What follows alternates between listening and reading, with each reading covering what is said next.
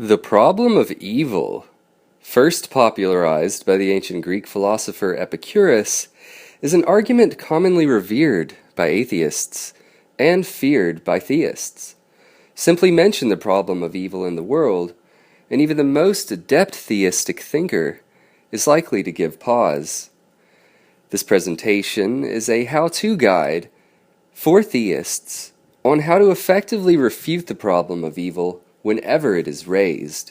Herein, we provide 3 integrative refutations to the problem for the viewer to carefully consider. First, let's have a look at the argument in its original form. The argument focuses on what it terms evil, though this term is ambiguous, partially because it lumps together evil deeds with natural disasters. In other words, we need to distinguish between man-made evil and natural evil, and then provide an explanation for each that is consistent with God's goodness. Later on, we will take a closer look at the term evil and the way in which it needs to operate within the argument in order to be successful. The summary issue, as it is expressed today, is roughly, why does God allow evil to take place? Why doesn't He just prevent it? He must be evil. Either that or He doesn't exist. The structure of the formalized argument focuses on 2 variables, namely, God's willingness and His ability to prevent evil in 4 different ways. That is, we get a plus plus, a plus minus, a minus plus, and a minus minus version of the same question. In fact, for any n number of variables, there will be 2 raised to the n number of ways to change the signs. With only 1 variable, we will have 2 formulations, a plus and a minus. 3 variables would give us 2 raised to the 3rd, which is 8 ways, and so on. Next, we look at all 4 questions, one by one, and to see how the theist would answer them. The question to which the theist would answer yes is our point of attack. The remaining questions do not reflect the nature of God as we conceptualize Him, and can be discarded. Since the theist would answer yes to the question of, is God able but not willing to prevent evil, this is where we will find the weak point in the argument. Now we can look at the question of evil deeds. It is a deeply rooted moral axiom for many that good will ultimately triumph over evil. Herein, we refer to this growing goodness as the greater good. Edmund Burke is credited with having said that the only thing necessary for the triumph of evil is for good men to do nothing. This saying was judged the most popular quotation of modern times at Oxford. So there is this strong sense that a man can make the world a better place for mankind by his good deeds. Good deeds can sow good or bad deeds in others, and vice versa for bad deeds.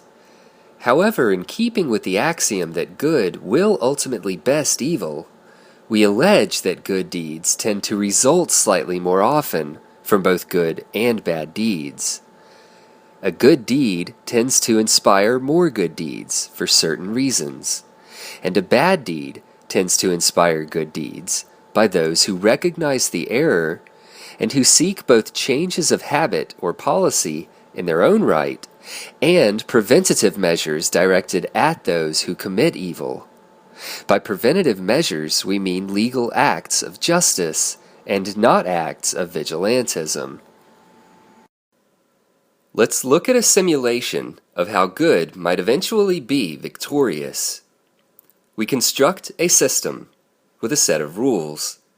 We let each box represent a deed, with deeds organized into columns of 10, with each column to the left producing the column to the right in a 1-to-1 correspondence, and let each red box represent a bad deed, and let each green box represent a good deed.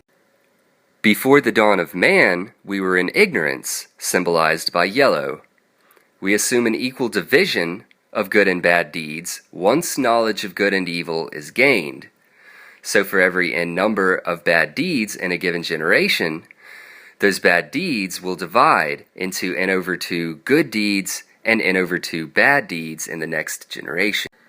If the number of bad deeds in a generation is odd, as with generation 2, then we round up the number of good deeds for the next generation so that there is one more good deed and one less bad deed as a result.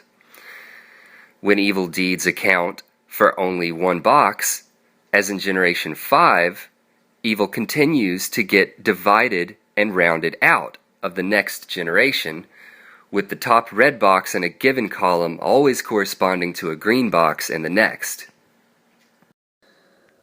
As long as red occurs in a given generation, we apply a counting rule to the next generation, letting 10 out of 11 good deeds result in good deeds, with every 11th good deed resulting in a bad deed.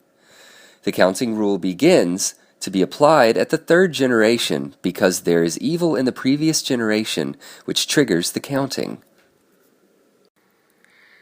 We start at the top of the column to be counted, skipping any squares that have already turned from red to green by our rounding rule, and skipping any red squares along the path.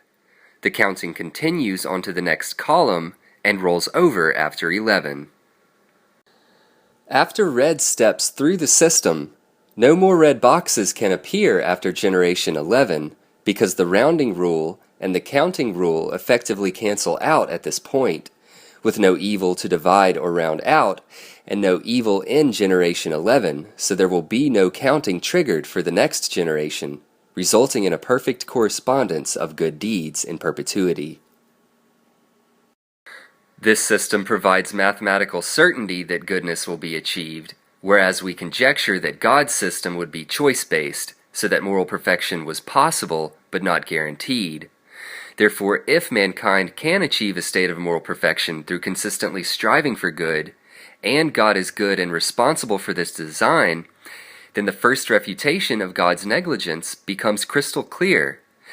Mankind striving to earn a state of moral perfection is morally superior to being given a state of moral perfection without having worked for it.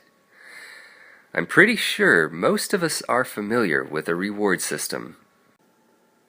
Since we want to have been planted in a state of moral perfection from birth, the underlying structure of the problem seems to be, why didn't God do what we would have wanted him to do? He must be evil for not doing so. But in fact, on the reward system, God would be evil for rewarding us with a state of moral perfection when we have not earned it, just as it is wrong to get paid for nothing when others are working for the same pay, or for the parent to give candy to the child on demand. When the child is told to finish their dinner, they assume that the parent is morally deficient, when in reality, the parent is only doing what's in the best interest of the child. It's one of those you'll understand when you're older things. Older in this case as a human species. We can receive the greatest good, but only in the way that is truly best for us. Therefore the means rightly justify the end result.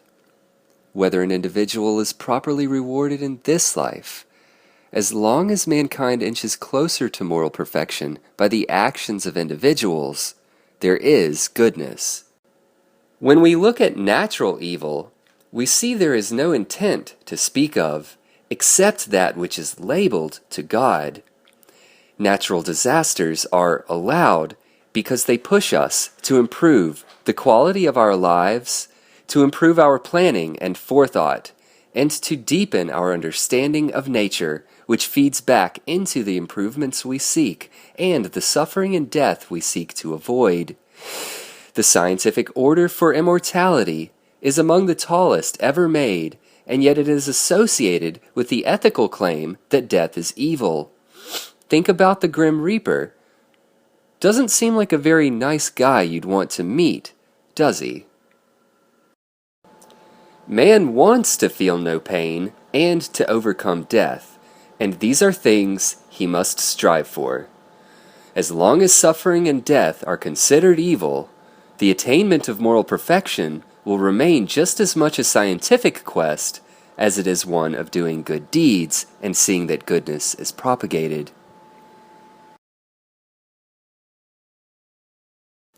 Similarly, with Refutation 2, we accept the general assumption that God has the power to intervene but doesn't, at least on cue or in most cases, and we reject the conclusion that God is sadistic for sitting by watching us writhe in agony.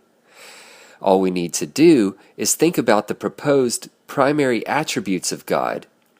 If God is omnipresent, then he is everywhere at all points in time.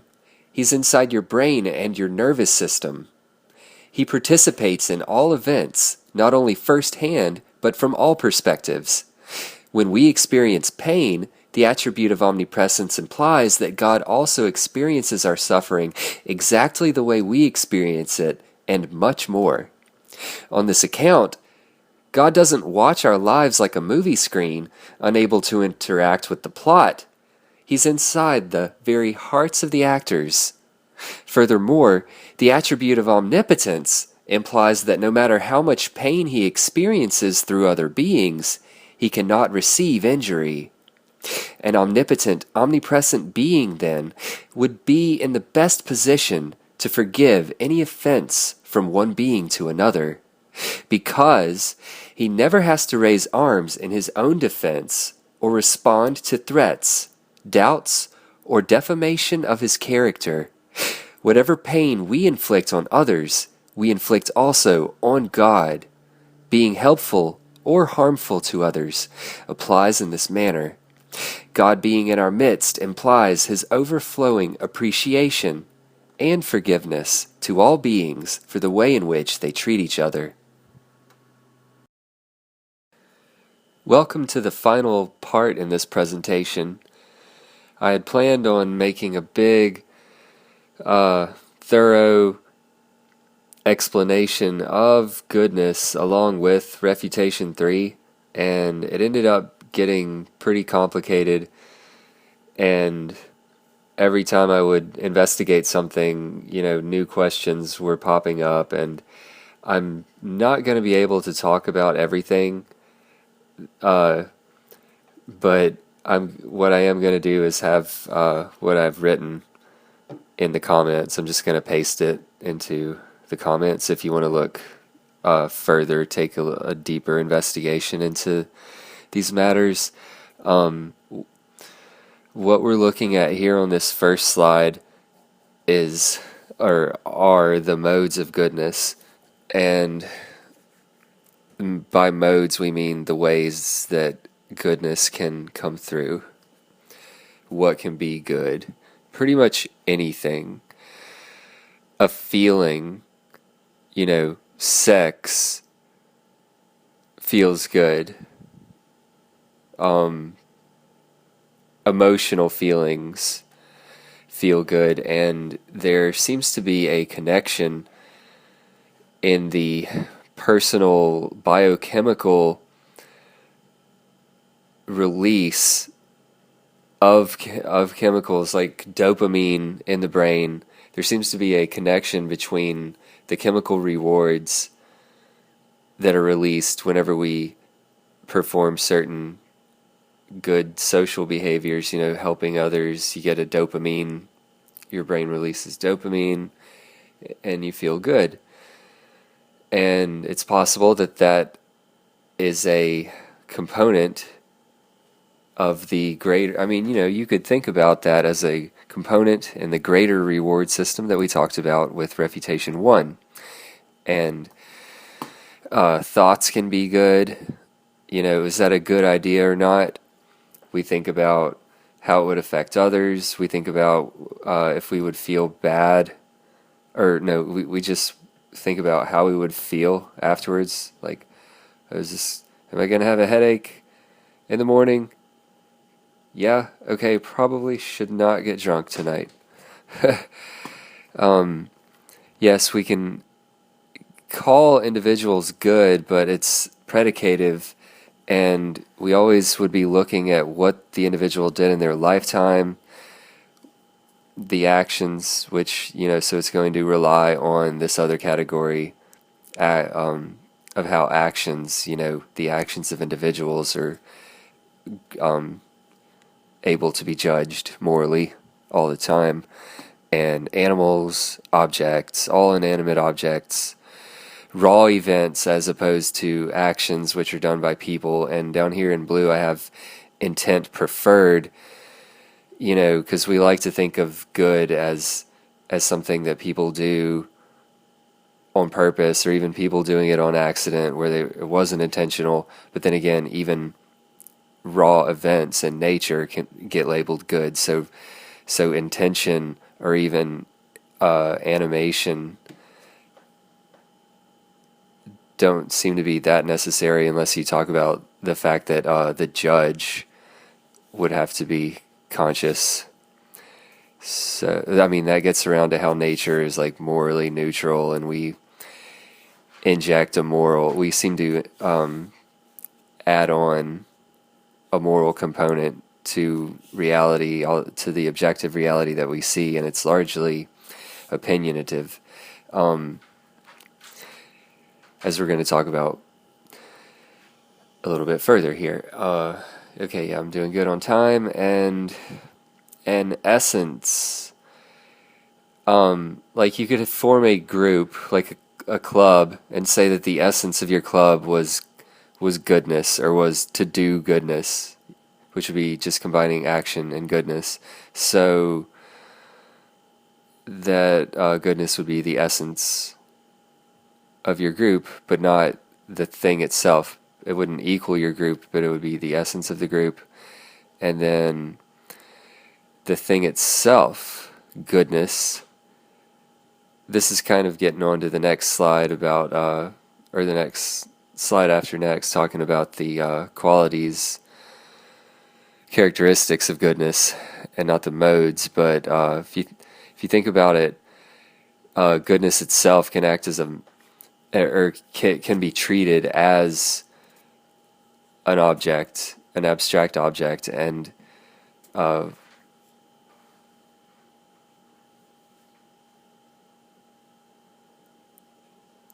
it has to be treated as an abstract, or a thing itself, before it can be applied. Like, you have to essentially have a basic definition, or a working understanding of what goodness is, in order to be able to attach it to objects in sentences, like to predicate things of goodness.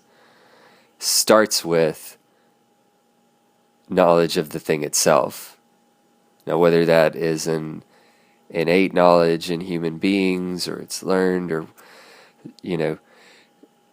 very easy to get off onto many side notes, and they're all wonderful and fun to look at, but got to keep on a high-level overview here. For goodness sake, you can do things for the sake of goodness. We're going to get further into this. Here's the slide for meet your happy chemicals: dopamine, serotonin, oxytocin, endorphin. As I said, happiness is related to the release of certain chemical rewards in the brain in response to the performance of certain actions or social situations. Now we look at the nature of goodness. It is, I'm just going to start rattling these off here. It's qualitative, and not quantitative. It's observational, because you have to be a conscious judge making the observation. Or you have to be a conscious being making the observation. It's, observation and a judgment are very similar. Judgment has a little bit more like guilty or innocent connotations, but not necessarily. Secondary quality.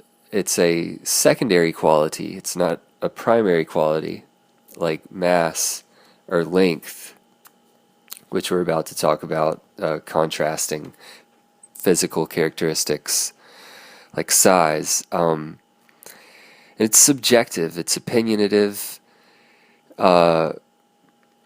Whenever something is said to be good, that's whenever you have a conjunction of what is with what you believe ought to be the case. An overlap between what is and what ought to be. But again, the ought is opinionative. Necessary versus contingent. I'm going to come back to that in a second. Dualistic versus monistic is talking about whether good and evil are defined together, and whether you can't define good without evil, or whether there's a core of goodness that basically fractures into a subjective field of good and of subjective good and subjective evil. We always talk about a necessary evil, but what about a necessary good? I think that's a fair question. And what would that mean if good was necessary, or if something that was necessary was good? It would essentially mean that that you wouldn't have to compare it to the alternative. In other words, if something that's necessary is also good, then it's not going to be comparable. Then it's non-dualistic, essentially.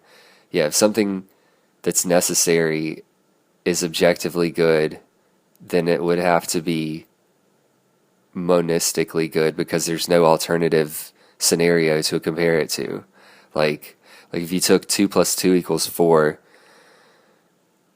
or x equals x, the identity, non-contradiction, like something has to equal itself.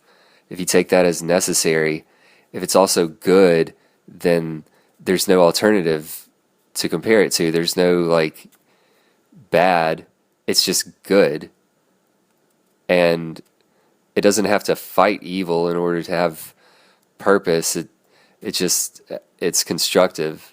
The nature of goodness is that it's powerful, efficacious, able to cause action, triumphant.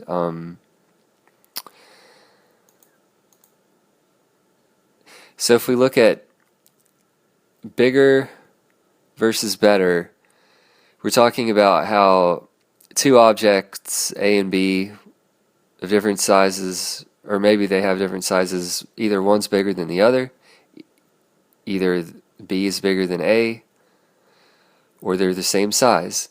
But for moral judgments, if they're two individuals, Judge 1 could judge A to be a better person than B, Judge 2 could have B being better than A, and Judge 3 could judge them to be of equal moral worth. And those are all legally fine. Morally speaking, you have this crucial element of human moral judgments called non-universality, right here at the top. Non-universal. It's a big part of the nature of goodness, so that in contrast with size, whereas only one of these can be the case, in a moral judgment, any three of them could be the case. So it's non-universal. And we're about to attempt to show how you can get from non-universal judgment to a universal judgment. But first we have to go through Refutation 3. And yes, goodness as a judgment, you're approving something, you're condoning it, you're giving your consent, tacit consent or permission for something to happen. And yes, so with this x greater than not x greater than 1 over x, that's 1 over x is the inverse. This is mainly for actions, but So you'd have an action and then the inverse action and the negation of the action. So if you said giving, not giving, or if you said giving was good, it would be, even if you just said that, then you implicitly, or that's why we say an implicitly relational nature is goodness. It's relational. A relation has to have one thing and another, and so even just saying giving is good, then that's an implicitly relational statement about giving being morally better or morally greater than not giving, and then not giving being morally greater than taking away. You could do that with creation, not creating, destroying, but then you quickly see that it's arbitrary. I mean, it depends on what you're trying to destroy. Like you talk about building a house or not building a house versus destroying a house, but then you would think destroying the house would have to be like morally like the worst thing that you could do, but in certain situations the house could need to be destroyed. So again, non-universality. And then we come back around to the problem of evil,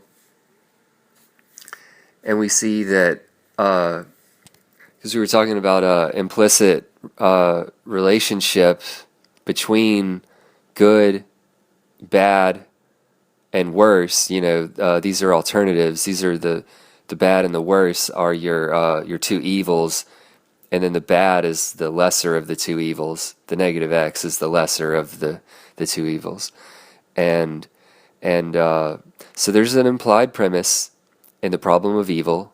This is how you start out Refutation 3. You say there's an implied premise in the problem of evil that says that factual moral judgments exist, and 2, that humans can make factual moral judgments. So, and as you can see, like a moral judgment is subjective, it's opinionative, so we're literally talking about a factual opinion exists. Humans can make factual opinions. What? Okay, so, but then again, like this was my original form of Refutation 3, was to have, you look at moral relativism, and which is, aka the non-universality that we were looking at whenever we were comparing it to size, and we're saying that if you accept moral relativism, then the problem of evil, which attempts to point out evil in the world, if whenever you get them to point to a specific case, they're like, okay, well, evil exists in the world. Well, show me something that's evil. Moral relativism would have to be false. Like, you can't uphold moral relativism and the problem of evil. They're inconsistent with each other, because you have to be able to point to a specific case of evil, and it has to be unquestionable. But moral relativism says that, it's all questionable based on what's good for you and your community versus the other ones. So, and if we reject moral relativism, then we're allowing that objective moral judgments can be made, which you can just apply Refutations 1 and 2 as already discussed, and then we're going to show you our recipes for objective judges and objective judgments here. So yeah, I hope that's relatively clear. Accepting moral relativism destroys the problem of evil, because you need non-relativism, or you can still have moral relativism, but you need like an upper level to it. You need to be able to appeal to a higher power, so to speak.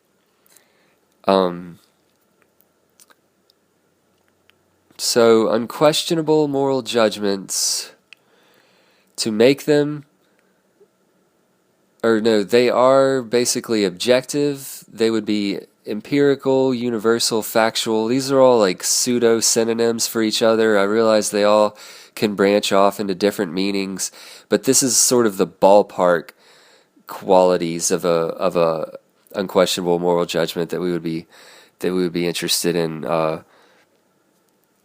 knowing about, or thinking about. So we have requirements for a universal moral judge: omnipresent, being everywhere so that he can see everything going on; omniscient, he knows all about it; omnipotent, he doesn't have to worry about danger, damage. He's doesn't have to stop and get gas. Like, he's just always on the ball, on point, and able to appreciate and understand and forgive everything that everybody else is doing to each other or for each other, because he's in the midst of it all. And he's omnipartial, which is this idea of being impartial in your judgment, but only partial to the qualities that would yield an otherwise objective moral judgment. So you have omnipresence, omniscience, omnipotence, and omnipartiality.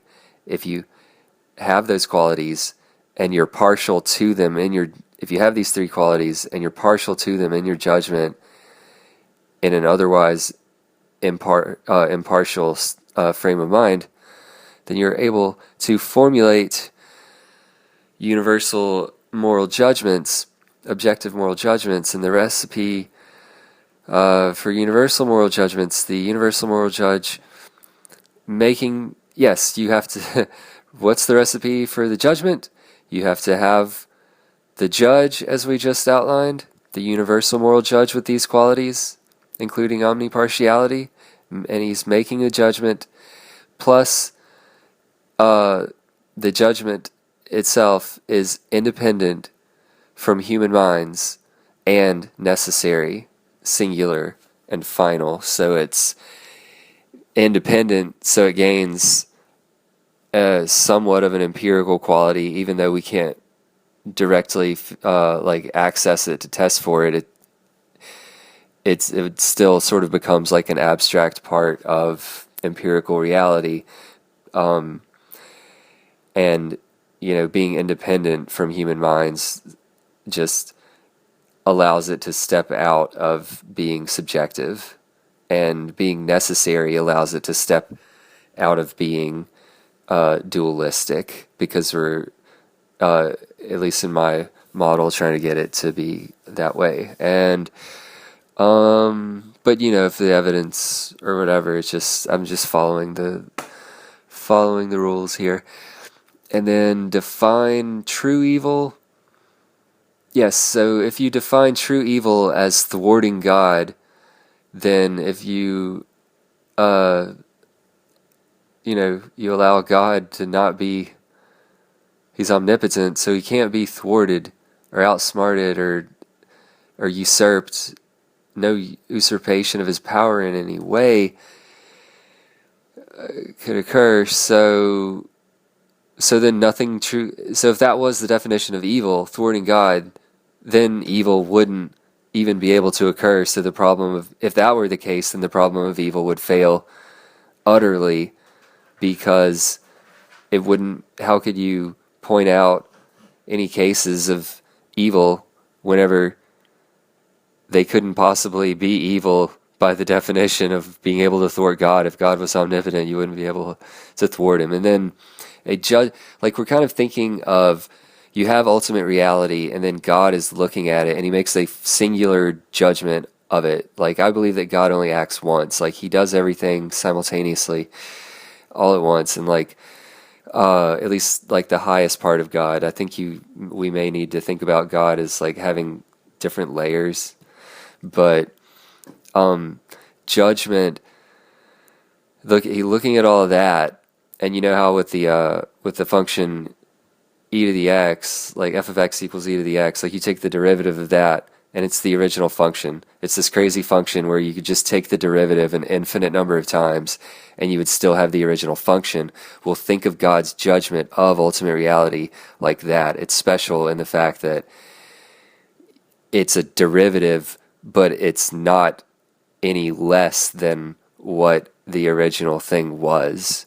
And that's that's like the key difference. Anybody else looking, they're going to look at it, reality, or make their judgment: is life good, is everything good, whatever, and they're going to be like having a perspective, but it's going to be derivative and will eventually get down to a constant, and which, totally derivate the final derivative, as they would say, and it would be, you couldn't take it further than that, and it would be totally unrecognizable from the original. God's mind is everywhere. We have subjective minds here, thinking people are good, mountains are beautiful. This other person thinks people are bad, mountains are ugly. These are all going on inside of these people's heads. Now, yes, they exist within reality, but it's sort of like inside out, closed off area. And for moral judgments to be universal, like, part of it relies on omnipresence, because the judgment would be everywhere. It would be part of reality. And moral judgments are observational, as we said, and to be universal requires a universal judge. That's just a plain statement. Moral judgments are observational, and to be observational requires a universal judge, because it seems pretty straightforward.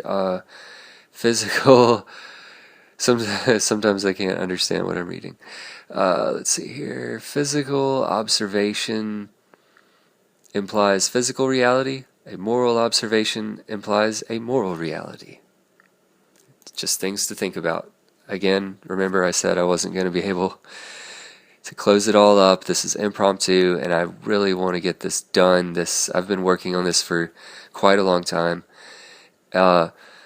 And I got bogged down in the details, so I just went impromptu with it. So, human conscience is our indirect access, because we're saying, it's empirical, but how can we access it? Well, we don't have direct access, but we're being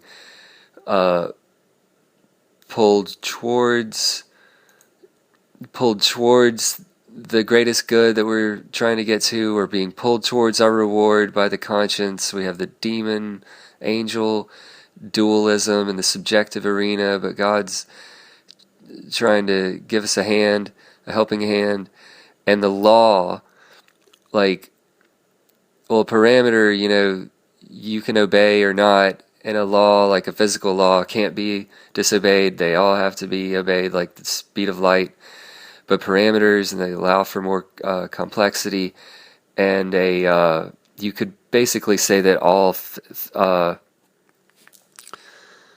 all man-made law and all human moral judgments are any enactment of justice by man seems to be like a necessary vigilantism on God's law, because